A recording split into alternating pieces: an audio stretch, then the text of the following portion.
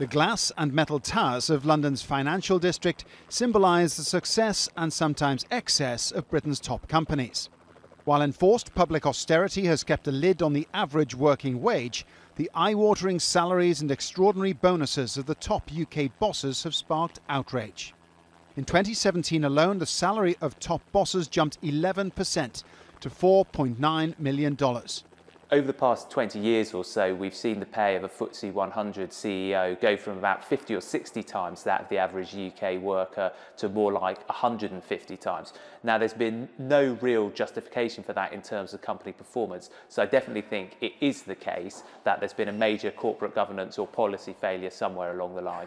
Among a string of high-profile controversies in 2018 was the $95 million bonus paid to Jeff Fairburn, CEO of the house builder Persimmon. The public outrage cost him his job.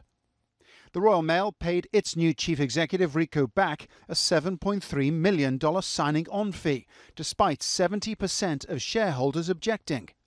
And a shareholder revolt at BT failed to block a $2.9 million package for Gavin Patterson, the departing chief executive.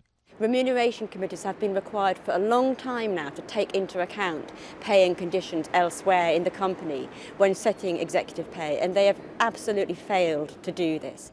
From January 2019, listed companies with more than 250 employees must calculate and publicise the pay ratio between the boss and the average worker.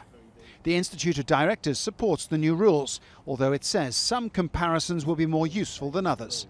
But if for the same company you're seeing, say, the pay ratio increase from one year to the next, so top exec pay moving upwards at a faster rate than that of the average employee, that could give rise to legitimate questions in the sense that you're describing. And if companies refuse to moderate themselves, there is scope for further government intervention. Perhaps policies from the government in relation to their procurement activities or in relation to the tax system that would favour the companies with lower pay ratios and penalise those with the vast gaps that have become increasingly commonplace in recent years.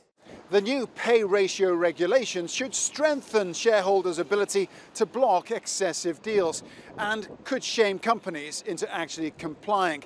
But UK boardrooms have shown themselves to be remarkably brazen despite public criticism, and more may yet be needed in order to rein in the worst excesses.